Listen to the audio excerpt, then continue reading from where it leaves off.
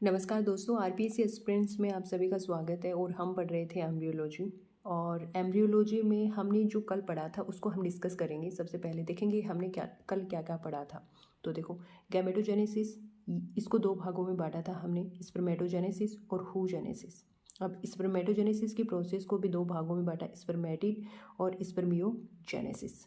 अब स्पर्मेटोजेनेसिस में क्या होता है कि पीजीसी से स्पर्म का फॉर्मेशन होता है। पीजीसी से क्या होता है, स्पर्म का फॉर्मेशन होता है। इस दौरान विभाजन होते हैं इतने सारे, समसूत्री विभाजन, अर्धसूत्री विभाजन और अर्धसूत्री विभाजन सेकंड। ठीक है। और इस विभाजन के साथ साथ उसके 3 चरणों से उसको गुजरना पड़ता है। कुछ फेजेज इसके साथ में चलती हैं। कौन कौन सी चलती है? मल्टीप्लिकेशन फेज, ग्रोथ फेज और मैचुरेशन फेज। ठीक है। और ये सारी की सारी फेज स्पर्मेटिड से पहले पहले कंप्लीट हो जाती है। ये चीज़ हमने कल डिस्कस कर ली थी, एक बार फिर से डिस्कस किया ताकि माइंड में सेटअप हो जाए चीज़ें। ठीक है, याद आ जाए कि हमने कल क्या पढ़ा था। और देखो, ये कुछ एक्स्ट्रा फैक्ट है जो आपको आने चाहिए, इम्पॉर्टेंट है। वैसे ये चीज़ें आपको आती भी होंगी, लेकिन फिर भी मैंने इसलिए लिखे हैं कि कुछ अंदर जैसे जैसे डीपली जाते हैं तो छोटी छोटी चीज़ों को हम भूलते जाते हैं। तो ये एक्स्ट्रा फैक्ट है, आप नोट कर लेना इनको। जैसे समसूत्री विभाजन, इसको बोलते हैं माइटोसिस। अब देखो, माइटोसिस, आपको ये इंग्लिश में भी ये वर्ड याद रखना है कि समसूत्री को माइटोसिस कहा जाता है। कई बार ऐसा होता है कि समसूत्री वहाँ पर नहीं लिखा आता और माइटोसिस आ जाता है, तो ये चीज़ आपको ध्यान रखनी है। इसमें क्या होता है कि गुणसूत्रों की संख्या यहाँ पर क्या होती है, समान होती है। क्या होती है? समान होती है। जैसे ये मदर सेल्स हैं, यहाँ पर 46 क्रोमोसोम्स होते हैं और जो डॉटर सेल्स होती हैं उसमें भी 46 होते हैं। यानी कहने का मतलब है कि गुणसूत्रों की संख्या यहाँ पर क्या होती है, समान होती है। अब देखो, अर्धसूत्री विभाजन फर्स्ट, इसमें क्या होता है कि गुणसूत्रों की संख्या आधी हो जाती है। यानी जितनी मदर सेल्स में क्रोमोसोम्स की संख्या होती है उतनी डॉटर सेल्स में नहीं होती। यानी जैसे मदर सेल्स में 46 होती है तो जो डॉटर सेल्स होती है उसमें 23 होती है। और यहाँ पर क्रोमोसोम्स का डिवीजन होता है। याद रखना है कि अर्धसूत्री विभाजन फर्स्ट में क्रोमोसोम्स का डिवीजन होता है। अर्धसूत्री विभाजन सेकंड क्या होता है, ये समसूत्री विभाजन के समान होता है। मतलब जैसे जैसे समसूत्री विभाजन होता है वैसे ही अर्धसूत्री विभाजन सेकंड होता है। तो यहाँ पर जो सेंट्रोमियर का डिवीजन होता है, ना कि क्रोमोसोम्स का डिवीजन। ठीक है, ये एक्स्ट्रा फैक्ट थे, छोटी छोटी चीज़ें बट आनी चाहिए आपको। आज हम शुरुआत करेंगे टेस्टिस से। कहाँ से? टेस्टिस से। अब ये जो टेस्टिस है ये क्या है कि जो टेस्टिस की स्ट्रक्चरल और फंक्शन यूनिट है seminiferous tubules. Seminiferous tubules structural और फंक्शन यूनिट है किसकी? टेस्टिस की। और इसको हम रेता और शुक्रजन नलिकाएं भी कहते हैं। अब ये जो डायग्राम है ये टेस्टिस का है, इसको डिस्कस करते हैं। बाहर की तरफ है ये देखो, जर्मीनियल एपिथेलियम है। और आपको जो ये पिरामिड जैसे स्ट्रक्चर नज़र आ रही हैं, ये क्या है? सर्टोली सेल्स हैं। ये क्या है? सर्टोली सेल्स हैं। और ये जो आपको इधर ऐसे राउंड शेप में आपको नज़र आ रहे हैं, इधर आपको दिख रहे होंगे शायद, इसका मतलब है स्पर्मेटिड है। और स्पर्मेटिड जब हमने पढ़ा था तब मैंने बताया था कि स्पर्मेटिड का आकार गोलाकार होता है और ये भारी होते हैं, निषेचन करने में अक्षम होते हैं। ठीक है। अब ये नीचे की तरफ आपको एक दिख रही है, ये है प्राइमरी स्पर्मेटोसाइट। और ऊपर वाली ये दिख रही है, ये है सेकेंडरी स्पर्मेटोसाइट। अब ये जो आपको दिख रहे हैं ये लीडिंग सेल्स होती हैं। अब लीडिंग सेल्स का एक और नाम है इंटरस्टेटियल सेल, क्योंकि ये जो लीडिंग सेल्स होती है वो इंटरस्टेटियल सेल पर रोल प्ले करती हैं, इसलिए इसे इंटरस्टेटियल सेल भी कहा जाता है। अब ये जो लीडिंग सेल्स हैं एक हार्मोन रिलीज करती है, टेस्टोस्टेरोन हार्मोन, जो मेल सेक्स हार्मोन है। ध्यान रखना, स्पर्मेटोजेनेसिस की प्रोसेस के लिए टेस्टोस्टेरोन उतना ही इम्पॉर्टेंट है। ठीक है, तो आगे चलते हैं। स्पर्मिएशन। अब ये स्पर्मिएशन क्या है, हम हमारी एग्जाम के पॉइंट ऑफ व्यू से पढ़ रहे हैं। ठीक है, फर्स्ट ग्रेड के अकॉर्डिंग। ये देखो स्पर्मिएशन, इसका मतलब है कि सर्टोली सेल से स्पर्म का ल्यूमन में आना। ल्यूमन में आना ये क्या कहलाता है? स्पर्मिएशन कहलाता है। देखो एक बार, अब ये जो खाली स्पेस आपको नज़र आ रहा है ना, ये खाली जो स्पेस आपको नज़र आ रहा है ये ल्यूमन है। और यहाँ पर ये जैसे ही स्पर्म का आना, ये क्या कहलाता है? स्पर्मिएशन कहलाता है। ठीक है, अब देखो जो सर्टोली सेल्स हैं उनके फंक्शंस को हम डिस्कस करते हैं कि उनके क्या क्या फंक्शन है। देखो डेवलपिंग स्पर्म को न्यूट्रिशन प्रोवाइड करती हैं। कौन? ये सर्टोली सेल्स। सर्टोली सेल्स होती हैं डेवलपिंग स्पर्म को न्यूट्रिशन प्रोवाइड करने का काम करती हैं। अब सर्टोली सेल्स स्पर्म को सपोर्ट प्रोवाइड करती हैं, न्यूट्रिशन भी प्रोवाइड करती हैं और सपोर्ट भी प्रोवाइड करती हैं, इसलिए इसे सस्टेंटिकुलर और नर्स सेल्स भी कहा जाता है। अब ये जो सस्टेंटिकुलर शब्द क्या है, देखो इसको समझो। इस शब्द का मतलब होता है कि वो सेल जो दूसरे को सपोर्ट प्रोवाइड करती है, इसके अलावा कोई काम नहीं करती, बस दूसरे को क्या करती है, सपोर्ट प्रोवाइड करती है, इसलिए इसे सस्टेंटिकुलर भी कहते हैं सर्टोली सेल्स को। अब नर्स सेल्स क्यों कहते हैं? नर्स सेल इसको इसलिए कहते हैं क्योंकि ये न्यूट्रिशन भी प्रोवाइड करती है, तो इसलिए नर्स सेल भी कहते हैं। सर्टोली सेल्स है वो इंजर्ड और स्पर्म सेल्स को फैगोसाइट करती है। क्या करती है? फैगोसाइट। अब फैगोसाइट शब्द का मतलब ये है कि देखो फैगो का मतलब ही होता है ईटिंग यानी खाना, और साइट का मतलब क्या होता है? सेल, यानी कि जो इंजर्ड स्पर्म है उसको क्या करती है? खा जाती है। Sertoli cell blood test barrier का काम करती है या फिर ब्लड टेस्ट बैरियर बनाती है। बहुत इंपॉर्टेंट लाइन है ये। देखो ब्लड टेस्ट बैरियर होता क्या है? अब आपके दिमाग में आएगा कि ब्लड टेस्ट बैरियर क्या है, तो एक मैं आपको एग्जांपल देती हूँ। जैसे मैं आपसे सवाल पूछूं कि जो स्पर्म है, यानी ये स्पर्म है, क्या ये हमारी बॉडी के लिए फॉरेन सेल है? यानी जो मेल है उनमें स्पर्म का फॉर्मेशन होता है, तो आपके दिमाग में आएगा कि स्पर्म तो बॉडी के अंदर बनता है, तो ये खुद की सेल हो सकता है, लेकिन ये खुद की सेल नहीं है, ये फॉरेन सेल है।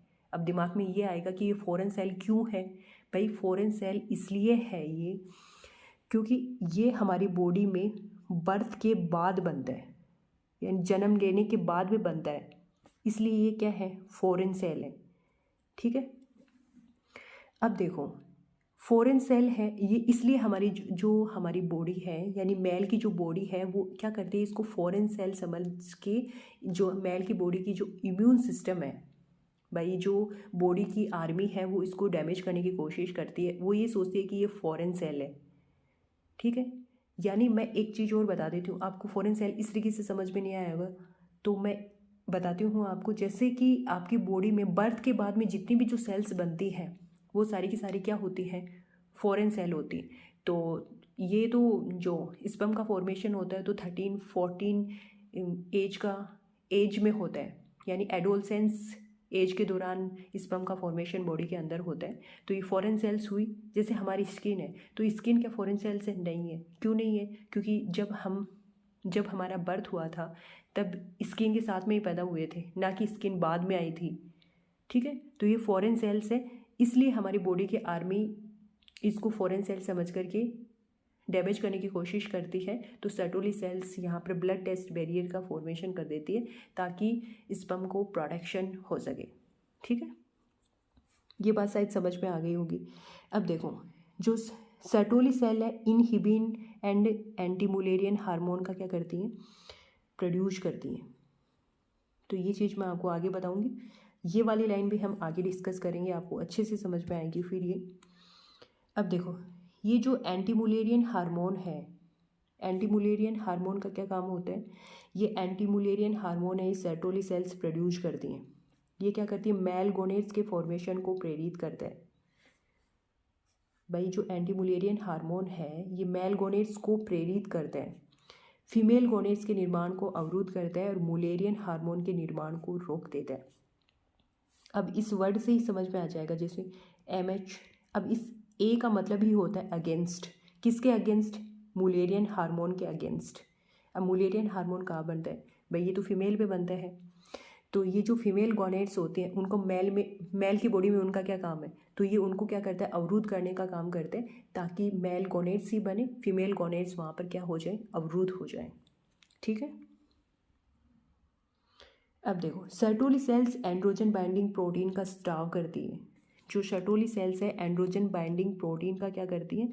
स्राव करती हैं। अब ये एंड्रोजन बाइंडिंग प्रोटीन क्या है इसको समझो। देखो टू कंसंट्रेट टेस्टोस्टेरोन इन यूरोस tubules because testosterone in must for spermatogenesis in seminiferous tubules. अब इस लाइन का मतलब क्या हुआ? इस लाइन का मतलब है कि जो टेस्टोस्टेरोन है उसको एक पर्टिकुलर जगह कंसंट्रेट करने का काम करती है। कौन? ये ABP यानी एंड्रोजन बाइंडिंग प्रोटीन, ताकि स्पर्मेटोजेनेसिस की जो प्रोसेस है वो अच्छे से हो। क्योंकि टेस्टोस्टेरोन है वो स्पर्मेटोजेनेसिस की प्रोसेस के लिए क्या होता है? इम्पॉर्टेंट होता है। इसलिए इसको एक पर्टिकुलर जगह पर कंसंट्रेट करने का काम करती है। कौन? ABP। ठीक है। और साथ में ही टेस्टोस्टेरोन की कंसंट्रेशन को क्या कर देती है? इंक्रीज करती है। इंक्रीज किस तरीके से करेगी मैं आगे बताऊंगी आपको। देखो, सर्टोली सेल्स है ये ब्लड टेस्ट बैरियर का निर्माण करती है। यदि बैरियर अब्सेंट होता है तो एंटीबॉडीज स्पर्म को एंटीजन समझ करके नष्ट कर देती है। क्योंकि स्पर्म होता है वो हैप्लॉइड होता है, सर्टोली सेल्स स्पर्म को प्रोटेक्शन प्रोवाइड करती है। ये चीज़ मैं पहले बता चुकी हूँ आपको। ठीक है। अब देखो, function of male reproductive system. अब इसका क्या है मतलब, जो मेल रिप्रोडक्टिव सिस्टम के क्या फंक्शन है? तो मेनली फंक्शन तो स्पर्मेटोजेनेसिस है, स्पर्म का फॉर्मेशन करना ही इसका मेन फंक्शन है। साथ में मेल सेक्स हार्मोन यानी जो लीडिंग सेल्स हैं इनको हम इंटरस्टेटियल सेल्स भी कहते हैं, और ये प्रोड्यूस करती है मेल सेक्स हार्मोन यानी टेस्टोस्टेरोन। ठीक है। अब देखो, transfer of sperm, copulatory organ penis transfer sperm into vagina of the female during copulation. इसका क्या मतलब हुआ? इसका मतलब ये हुआ कि कॉपुलेटरी ऑर्गन की कौन सा है? पेनिस है, जो कि कॉपुलेशन में हेल्प करता है और ट्रांसफ़र करता है मेल बॉडी की जो स्पर्म है उनको फीमेल बॉडी के वेजाइना में ट्रांसफ़र करता है। ठीक है। अब देखो, अब पढ़ेंगे हम हार्मोनल रेगुलेशन ऑफ स्पर्मेटोजेनेसिस। अब हम इसको डिस्कस करेंगे। देखो, हाइपोथैलेमस है, ये क्या होता है कि जो ये हाइपोथैलेमस है ये हमारे ब्रेन का एक पार्ट होता है। ये एक हार्मोन रिलीज करता है जिसको हम कहते हैं GnRH यानी गोनेडोट्रोपिन रिलीजिंग हार्मोन, और ये रोल प्ले करता है anterior lobe of pituitary gland पे। ठीक है। किस पे काम करता है? Anterior lobe of pituitary gland पर अपना रोल प्ले करता है। अब anterior lobe of pituitary gland से दो हार्मोन रिलीज होते हैं, एक होता है LH और एक होता है ICSH और दूसरा होता है FSH। अब जो LH है इसको ल्यूटिनाइजिंग हार्मोन कहते हैं, और मेल में इसके एक दूसरे नाम से और जाना जाता है, वो है इंटरस्टिशियल सेल स्टिमुलेटिंग हार्मोन। यानी LH हार्मोन है वो फीमेल में भी होता है, उस फीमेल की बॉडी में इसे ल्यूटिनाइजिंग हार्मोन के नाम से जाना जाता है, जबकि जो मेल है उसमें इसे एक और नाम से जाना जाता है, वो नाम है इंटरस्टिशियल सेल स्टिमुलेटिंग हार्मोन। ठीक है। अब ये जो हार्मोन है ये किस पे काम करता है? लीडिंग सेल्स पे करते हैं। किस पे काम करते हैं? लीडिंग सेल्स पे करता है काम, और इस सेल को इंटरस्टिशियल सेल भी कहते हैं, क्योंकि जो लीडिंग सेल्स है वो इंटरस्टिशियल सेल पे क्या करती हैं? रोल प्ले करती हैं। अब देखो, आपने देखा ही होगा इस तरीके से जो एक डायग्राम था सेमेनिफेरस ट्यूबल्स का, यहाँ जो गैप में पाई जाती थी वो कौन सी सेल्स थी? लीडिंग सेल्स थी। अब ये जो लीडिंग सेल्स हैं ये interstitial cell main endocrine cell है। ठीक है। क्योंकि इनसे ही तो मैन हार्मोन निकलता है, और इनका जो नेचर होता है वो एंडोक्राइन नेचर का होता है। किसका? लीडिंग सेल्स का। ठीक है। और लीडिंग सेल से यहाँ जैसे ये मैन हार्मोन रिलीज होता है टेस्टोस्टेरोन हार्मोन, इसका जो प्राइमरी फंक्शन होता है वो तो यही होता है जो स्पर्म फॉर्मेशन का, लेकिन कुछ सेकेंडरी कैरेक्टर्स भी ये डेवलप करता है। तो इधर देखो, FSH के बारे में समझते हैं। अब ये जो FSH है इसको कहते हैं फॉलिकल स्टिमुलेटिंग हार्मोन। क्या कहते हैं? Follicle stimulating hormone. ये रोल प्ले करेगा सर्टोली सेल्स पे। किस पे करेगा? सर्टोली सेल्स पे। अब देखो, ये जो सर्टोली सेल्स होती है ना ये पिरामिड के आकार की होती है। अभी बताया ना, ये जो इस तरीके से होती हैं, ये जो अंदर वाली हैं ये सर्टोली सेल्स हैं। क्या है? सर्टोली सेल्स हैं। अब ये जो सर्टोली सेल्स हैं वो ABP यानी एंड्रोजन बाइंडिंग प्रोटीन क्या करती हैं? रिलीज करती हैं, यहाँ पर प्रोड्यूस करती हैं। ठीक है। और साथ में देखो, Sertoli cells anti Mullerian hormone भी प्रोड्यूस करती है और इनहिबिन हार्मोन भी प्रोड्यूस करती हैं। अब देखो, ये ABP होता है, जैसे यहाँ पर गैप में अभी मैंने आपको बताया कि यहाँ पर लीडिंग सेल्स प्रेजेंट होती है और ये सर्टोली सेल्स होती है। अब ये जो लीडिंग सेल्स होती हैं ये मैन हार्मोन को सिक्रेट करती हैं, जैसे टेस्टोस्टेरोन हार्मोन। तो जिससे ही ये टेस्टोस्टेरोन हार्मोन है, तो यहाँ पर जाहिर सी बात है कि यहाँ पर टेस्टोस्टेरोन हार्मोन की कंसंट्रेशन क्या होगी, ज़्यादा होगी। ठीक है, ज़्यादा होगी तो मान थोड़ा बहुत ये अंदर इधर भी डिफ्यूज होगा कि नहीं होगा, होगा। अंदर डिफ्यूज होगा तो यहाँ सर्टोली सेल से एंड्रोजन बाइंडिंग प्रोटीन यहाँ पर क्या होती है, सिक्रेट होती है, और यहाँ पर इधर थोड़ा बहुत टेस्टोस्टेरोन हार्मोन डिफ्यूज होगा। तो ये सर्टोली सेल्स हैं, इन टेस्टोस्टेरोन हार्मोन के साथ बाइंड अप कर लेती है, जिसकी वजह से टेस्टोस्टेरोन की कंसंट्रेशन यहाँ पर इंक्रीज होती है। अभी हमने थोड़ी देर पहले एक लाइन पढ़ी थी कि ABP की वजह से टेस्टोस्टेरोन हार्मोन की कंसंट्रेशन क्या होती है, इंक्रीज होती है। तो वो इस वजह से यहाँ पर इंक्रीज होती है। ठीक है, और जैसे ही टेस्टोस्टेरोन हार्मोन की कंसंट्रेशन इंक्रीज होगी, स्पर्मेटोजेनेसिस भी फास्ट होगा। भाई एक प्रॉपर लेवल पर तक तो स्पर्मेटोजेनेसिस हो तो अच्छी बात है, जितना रिक्वायरमेंट हो उतना ही स्पर्म बने तो अच्छी बात है। अगर ओवर प्रोडक्शन होना प्रॉब्लम ही क्रिएट करता है, सही बात है। तो यहाँ पर क्या होता है कि जैसे ही स्पर्मेटोजेनेसिस फास्ट होगा तो सिचुएशन क्या हो जाएगी, हाइपर हो जाएगी। उसे हाइपर से नॉर्मल करने के लिए ये जो सर्टोली सेल्स हैं, ये सर्टोली सेल्स यहाँ पर एक हार्मोन रिलीज करती हैं। ये हार्मोन होता है इनहिबिन हार्मोन। अब ये जो इनहिबिन हार्मोन है, ये एक फीडबैक ले जा कर के FSH, यानी FSH का मतलब है कि इसको कम करो, FSH को ये फीडबैक देगा पिट्यूटरी ग्लैंड को और बोलेगा कि भाई तू इसका प्रोडक्शन कम कर, किसका, FSH का। ठीक है, साथ में ही एक फीडबैक और देगा, किसको देगा, हाइपोथैलेमस को देगा, और बोलेगा कि तू GnRH गोनेडोट्रोपिन हार्मोन का जो प्रोडक्शन है, यानी जो इसका सिक्रेशन है, उसको क्या कर, कम कर, ताकि वहाँ पर स्पर्मेटोजेनेसिस की प्रोसेस एक नॉर्मल लेवल पे हो, हाइपर ना हो। ठीक है, तो ये यहाँ पर ये नेगेटिव फीडबैक देगा, इसको रोकने के लिए बोलेगा। और इधर क्या करेगा, जो ये टेस्टोस्टेरोन हार्मोन है, इसका प्राइमरी फंक्शन तो आपको पता है स्पर्म फॉर्मेशन का है, लेकिन साथ में ही सेकेंडरी सेक्स कैरेक्टर्स होते हैं, वो डेवलप हो जाते हैं। प्रॉपर डेवलप होने के बाद में ये यहाँ से फीडबैक देगा, किसको देगा, पिट्यूटरी ग्लैंड को देगा, पिट्यूटरी ग्लैंड को देगा और बोलेगा कि LH और ICSH यानी इंटरस्टीशियल सेल स्टिमुलेटिंग हार्मोन का प्रोडक्शन को क्या कर, इनहिबिट कर, मतलब रोको।